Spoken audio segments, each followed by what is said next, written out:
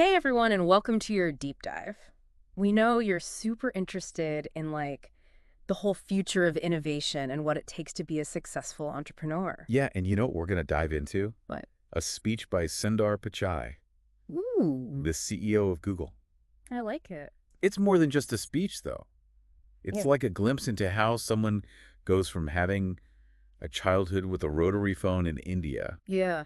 to being a leader in global tech, and his insights on how innovation is changing are really relevant to what you're into. It's crazy, right? Have you ever thought about what your life would be like if you had to grow up with a rotary phone Oh, totally. instead of a smartphone? Pichai did.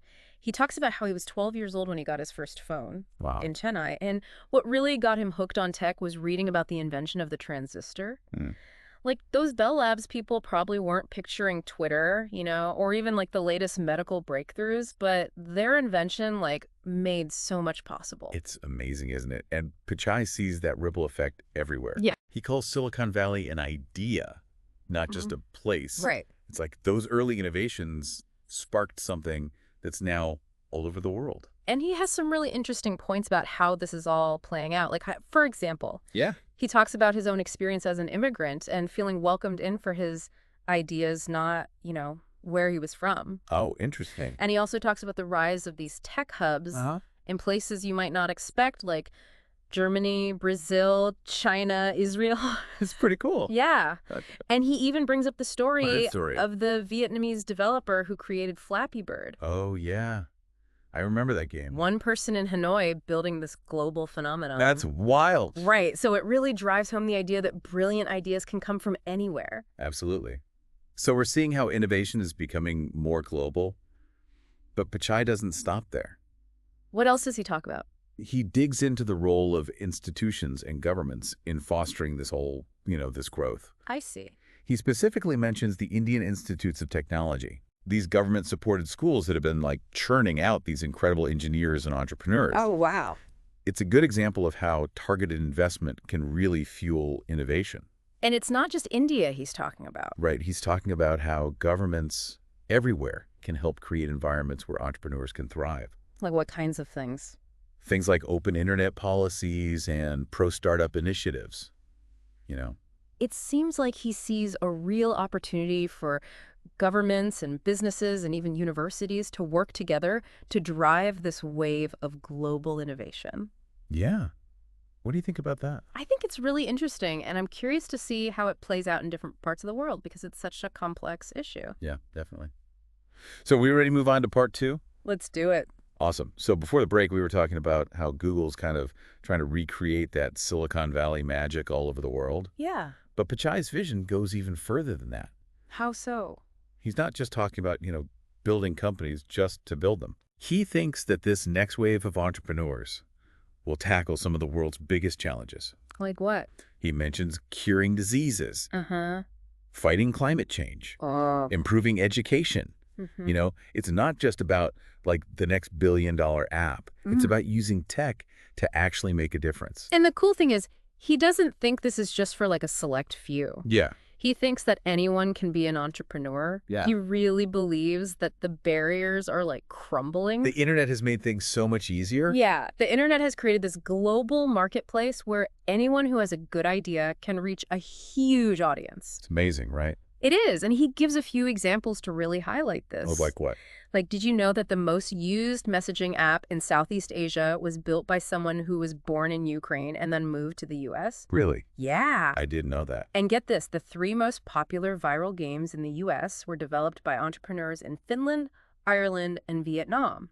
That's crazy. Pretty cool, right? It's global. So his point is that the reach is huge no matter where you are. Exactly. And I think that's what makes this speech so compelling. It's like a message of empowerment, a reminder that innovation isn't limited by, your location or your background. It's all about the ideas. It's about the power of ideas to Yeah. create change. And that's something that you're obviously passionate about. Totally. So let's say you are fired up, you have a great idea, Uh-huh. but where do you even start? Right. Pichai doesn't exactly give a step-by-step guide, but he does offer some really valuable insights. Like what? He says it's really important to find your tribe. New tribe. Yeah, like your people and to collaborate. Uh-huh. And he highlights how Google's trying to create those communities through the Google for Entrepreneurs campuses. I've heard of those. Yeah, these spaces offer resources, they have mentorship programs, and they provide a network of people. So you're not alone. Exactly, and you're surrounded by like-minded people. It's like a support system. Yeah, and he also mentions that it's super important for governments to create environments that are friendly to startups. That makes sense. So it sounds like it's not about doing it all alone. Right. It's about tapping into these support systems, whether it's an organization like Google for Entrepreneurs or a government program, or even just connecting with other entrepreneurs who are in your area. Yeah, build that network. Exactly. And he also talks about the internal side of things, like Okay. the mindset of an entrepreneur. I like this part. Yeah. And he's really honest about it. Uh-huh. He talks about the long hours, All right. the rejections, the ideas that just don't work out. It's not easy. He's not sugarcoating it. It takes a lot of grit and resilience and a willingness to accept that failure is just part of the process. It's true. And he even brings up that Thomas Edison quote again. Which one? I have not failed. I have just found 10,000 ways that don't work. He's a fan of that quote. It's a good quote. Yeah. It's a good reminder that every setback is a chance to learn and improve. I like that. So out of everything that Pichai talks about, Yeah. what resonated most with you? What was like the biggest takeaway? Honestly, I think it's that overall feeling of optimism Yeah. and possibility. The world can feel kind of negative sometimes. Right. But Pichai offers this refreshing perspective on how, human ingenuity can solve challenges and create a better future. I agree. And it's not just talk. Right. Google is really putting their money where their mouth is. They are. They're investing in entrepreneurs. They're committed to digital skills training. Those are real concrete examples of how they're trying to make a difference. And you can't deny it's also a smart business strategy. For sure. By supporting all of these innovators all over the world, they're opening up these new markets, new users, and ultimately new opportunities for growth. It's like a win-win. It is. Everyone. Supporting entrepreneurs helps individuals, and it helps the global economy. Right. And this brings us back to you. Okay. How do you see yourself fitting into this whole, landscape of global innovation? That's a good question. Are you ready to take the leap Maybe. and bring your idea to life? We'll have to see about that. I guess that's the question that we'll explore in part 3. Let's do it. We'll dive into some practical steps you can take to turn inspiration into action and really make your mark on the world. I'm excited. All right, so welcome back to the final part of our deep dive. It's been a journey, It has been. hasn't it? Yeah, we've Yeah. talked about Pichai's personal story, the shift towards global innovation, and what Google's doing to shape all of this. And now we're at the core of it all, right? Yeah. Turning inspiration into action. Yes. So we've covered the why, Right. The potential to really make a difference in the world. Yeah. But now we're going to look at the how, The practical steps. the practical steps to actually make those entrepreneurial dreams a reality. Because it's easy to get caught up in the excitement. Oh, yeah. But actually building something takes planning and a lot of work. Right. And Pichai, through all of his stories and experience, Mm-hmm. really highlights some key things that can help you along the way. Like what? Remember how he talks about the power of one good idea? Yeah. I think that's where it all starts. Finding a problem you're passionate about. Exactly. Finding a problem that you want to, a need you want to fill. Okay, so you've got the idea now. What? Pichai is big on collaboration. Okay. Don't be afraid to share your idea. Get feedback. Build a network. How? Oh, there are lots of ways you could join a co-working space. Go to events, connect with other entrepreneurs online. He also talked about how organizations like Google for Entrepreneurs are providing resources and mentorship. Right. It's about seeking out those opportunities. Be proactive. Exactly. Okay, what else? And don't forget, resilience is key. He loves that Edison quote. It's a good one. I have not failed.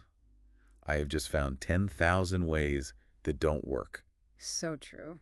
Entrepreneurship is full of challenges. For sure. It's about learning from the tough times, adapting and never giving up on what you want to achieve. Okay, so let's break this down into some takeaways for everyone listening. All right, I like this part. Number 1, identify that one great idea that you're super passionate about. 2, build a support system. Surround yourself with good people who can help. Mentors, advisors, fellow entrepreneurs. It takes a village. Number 3, embrace resilience. Yes. Be ready for the challenges. See those setbacks as opportunities to learn and never give up. Okay, and last but not least, Yeah.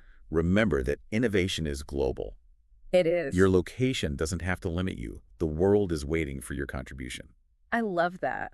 This has been an amazing deep dive. It really has. And I hope everyone listening is walking away feeling inspired Inspired, informed. and ready to take action. Because remember, you have the power to shape the future. What will you build next? Thanks for joining us.